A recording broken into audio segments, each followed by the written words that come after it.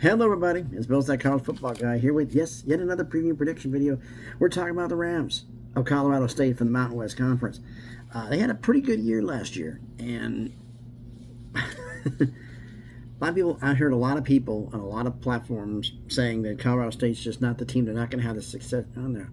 I'm pumping the brakes on that because I think they're a lot better than people give credit for. So, for this season in 2025. So, we're going to go through and preview the rosters. And then we're going to go through and predict the videos. So shall we get into this? All right. First off, Colorado State last season, 8-5 last year. They lost to Miami of Ohio in the Arizona Bowl. Jay Norvell back for his fourth season as head coach at Colorado State. In his previous 3 years, his career record at Colorado State is 16-21. So that needs to improve. And bother asking for the offensive coordinator. Jay Norvell is his own offensive coordinator. He calls his own plays. Colorado State ranked 65th in total offense last season. I laughed when I read that. Not as an insult to Colorado State, as I had a bunch of Colorado fans telling me that Colorado State's offense is so much superior. Colorado State ranks 65th in total offense. Colorado ranks 69th in total offense. Little brother is 4 spots better than you? And you had Shedeur? Weird. Defensive-wise, Tyson Summers comes in and begins his first year as defensive coordinator at Colorado State. He was previously the DC at Western Kentucky. It was a damn good team last year. The previous defensive coordinator, Freddie Banks, is now the defensive coordinator at Wake Forest. Colorado State last year under Banks was 96th in total defense. Not good. Western Kentucky under new DC coach Summers was 97th. I'm a little nervous about that, I'll be honest with you. All right, so get into the rosters here. Offense-wise,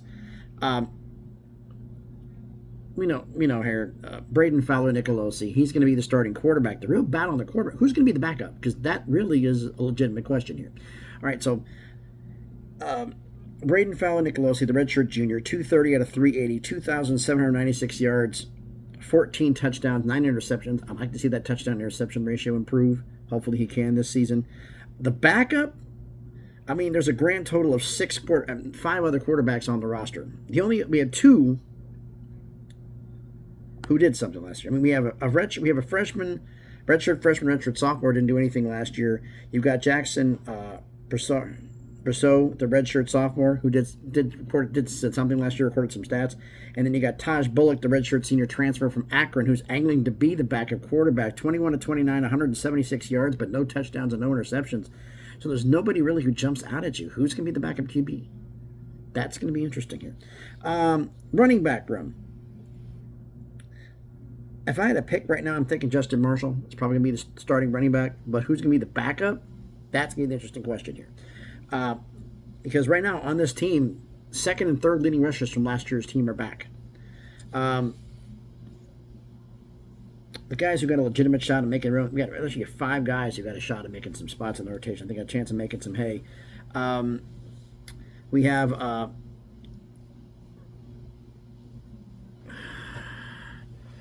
Van Shield,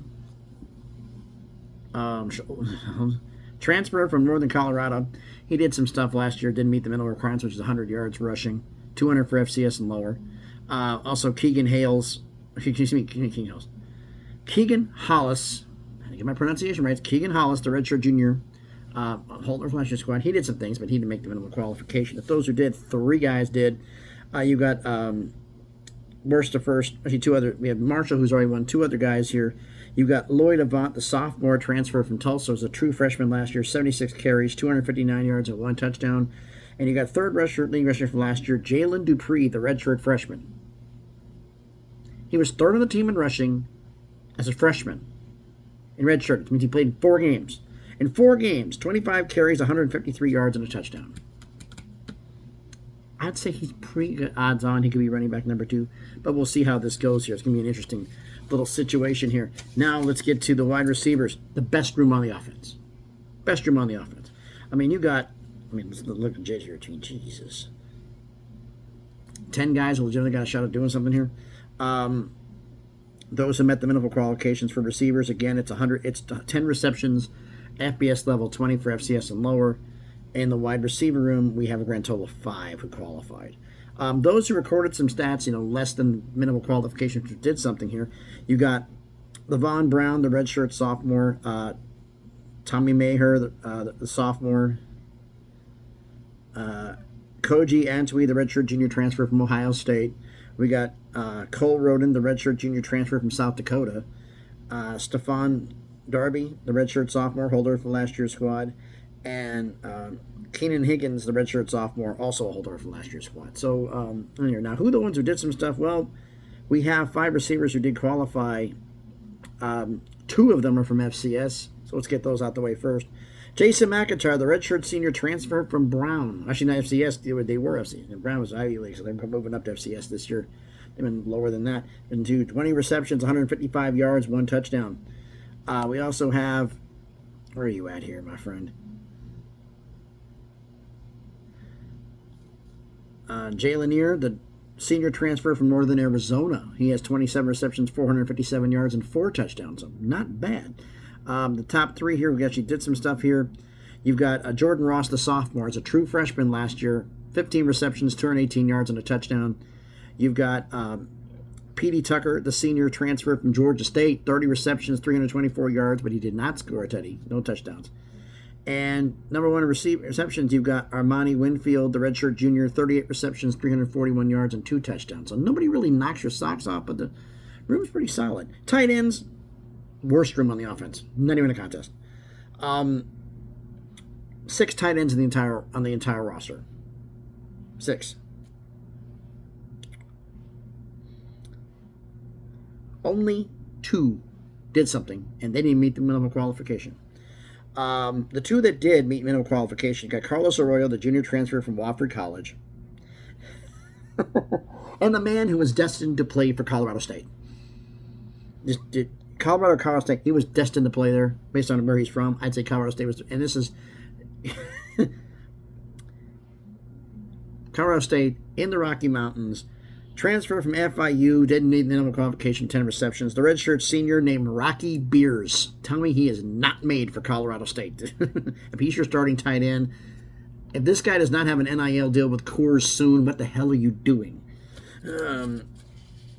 Seriously. Offensive line room, solid rooms. It's really pretty damn good room, honest with you. I mean, you could really argue between them and the wide receivers who's in the best room in the offense, but they're damn good offensive line. Defensively, we'll start off with the defensive line, which is the worst room on the defense. Only 8 players managed to did something on defense out of a whole bunch of guys here. 3 qualified. The worst on the team. Let's get to the guys who actually didn't meet the minimum qualification. Minimum qualification for anybody in defense. 10 tackles, 20 for FCS and lower.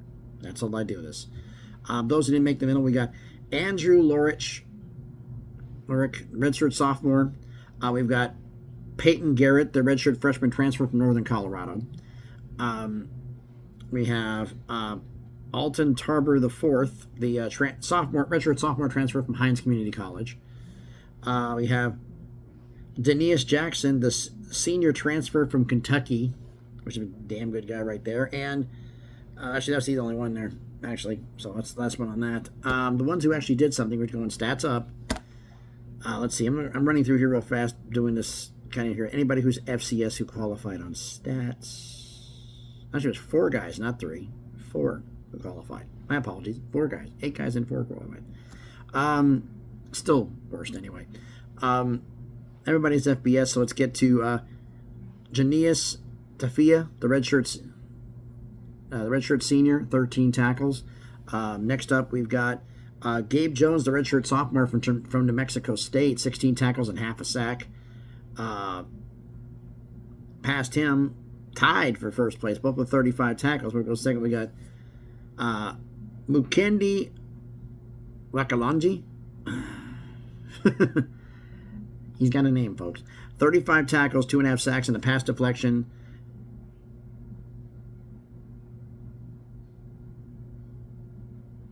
Moso Ipala Tuitela. Transfer from New Mexico, 35 tackles and 4 sacks. So,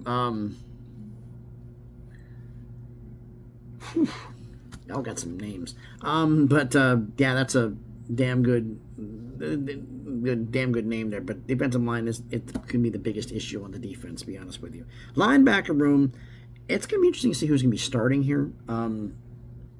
10 guys who actually did some stats. Seven qualified. That's a damn good room.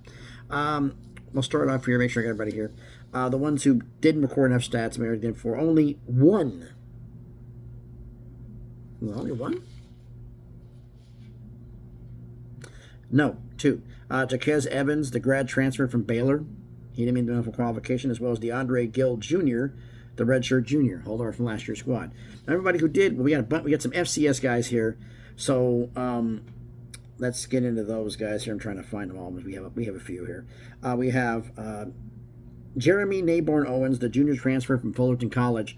55 tackles and 2.5 sacks. Robert Edmondson Jr., the redshirt sophomore transfer from Prairie View A&M, 27 tackles, a forced fumble, and 2 pass deflections. And Paul Tangelo, the redshirt senior transfer from St. Francis, 41 tackles, 7 sacks, 2 forced fumbles, and a pass deflection. So you got a couple of guys who could definitely qualify to be starters on this team and can make some moves here. Now, the ones who held on, who are from last year's squad, or FBS level, got Drew Rodriguez, the redshirt sophomore, 14 tackles and a forced fumble. You have Jasim Mitchell, the redshirt senior, 40 tackles, 2 sacks, and a pass deflection. You got Jacob Ellis, the grad transfer from Iowa State, coming over, 41 tackles and a sack. And you got Owen Long, the sophomore, as a true freshman last year, 45 tackles and 2 pass deflections. He's probably going to be a beast this year, but we'll see what happens. But it's a solid linebacker room. Best room on the defense, the DBs.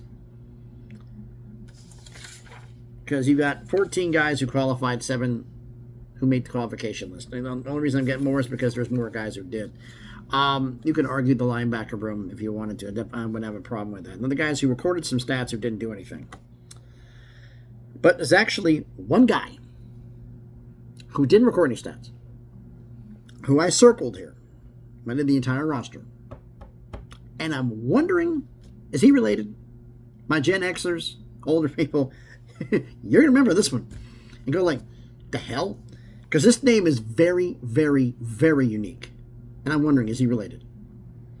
Redshirt freshman defensive back, Kylan Studebaker. Yes, you heard me right, Studebaker. As in the Studebaker Brothers Manufacturing Company that was founded in 1852 that was making Studebaker cars that was eventually bought out, whatever. I didn't have enough time to do a deep dive, but some of those who like to do stuff on here, that name is so unique. And I have not seen anybody else. And there were kids. Is he blood related? Because that name is so unique. I have to think he is, but I didn't have the time to go look. So, for those who are going to do it, because I know somebody's going to, there's always somebody who does. Kylan, Kylan, last name Studebaker, exact spelling of Studebaker Motors, Studebaker Manufacturing.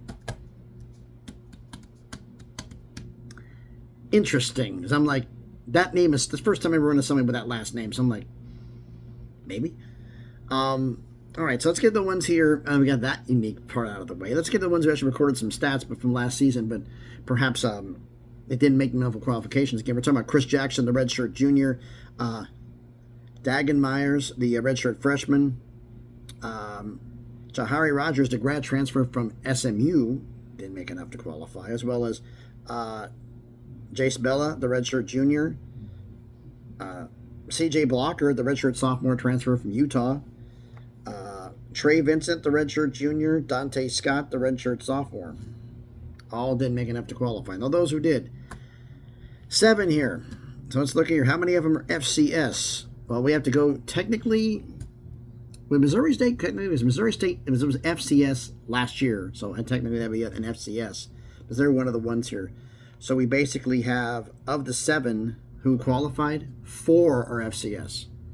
There'll be a definite FCS influence and transfer influence on who's going to be the starters here. So the FCS guys, let's run through this here and try to make sure I get myself right.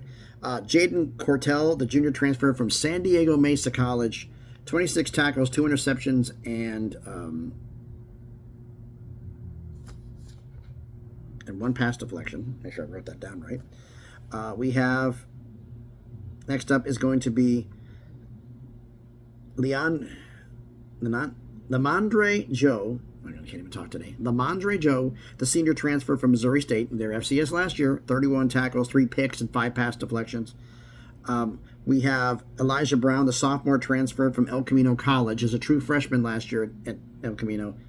38 tackles, 5 picks, 7 pass deflections. And Jake Jamalowicz, the redshirt senior transfer from Holy Cross, 46 tackles, 2 picks, 4 pass deflections. So it's going to be, as I said, FCS influence here. The FBS guys who actually did something.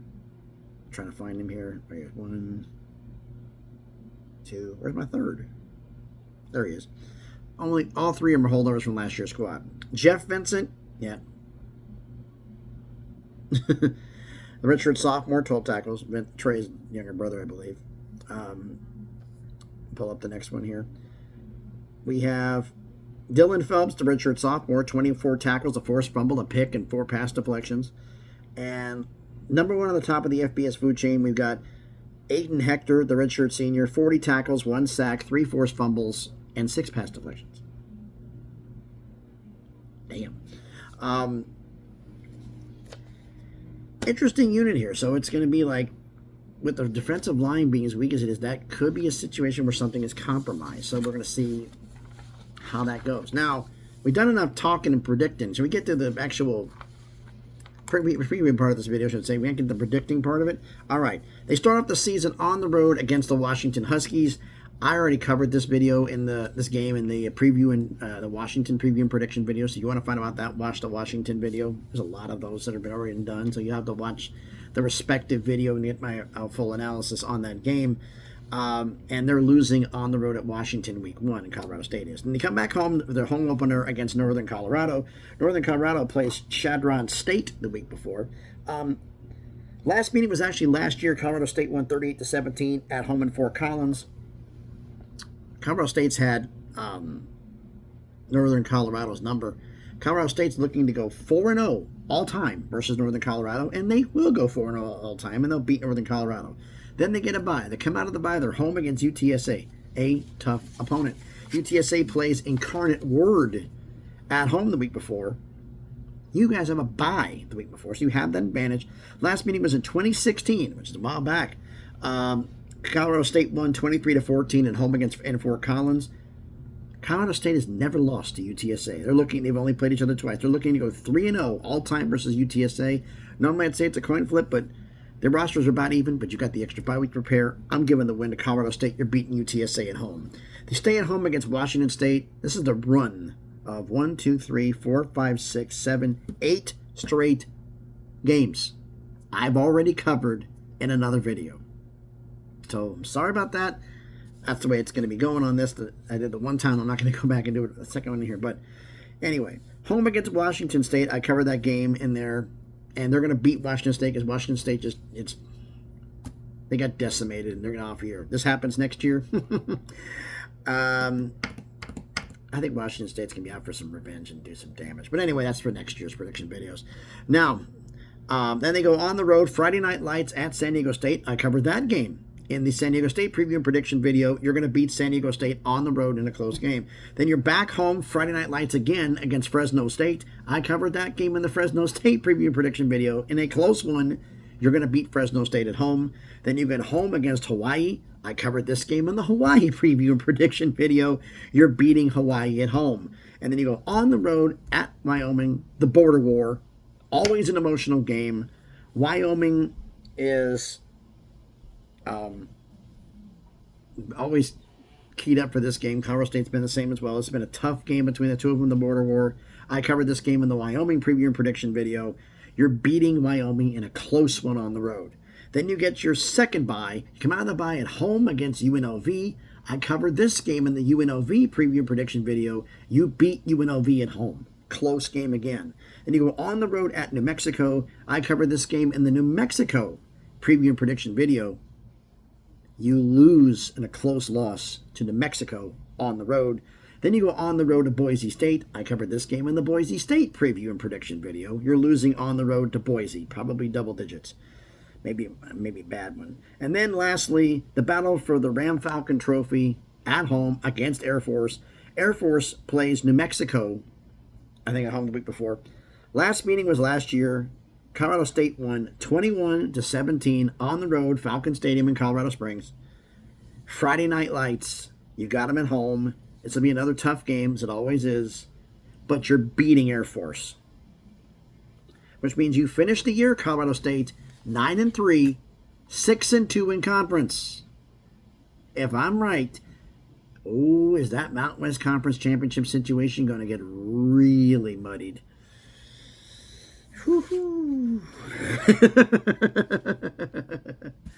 This is going to be, if I'm right, this is really going to get interesting. So I've done enough running my mouth. You need to tell me what you think. So thanks everybody for watching the video. If you haven't done it already, do me the favor, smash the like button, hit the thumbs up. Helps the algorithm, helps the video be seen by more people. Comment on the video. Again, run through the schedule without all the extras. You tell me who's winning the game. Let me know what their record's going to be down in the comments.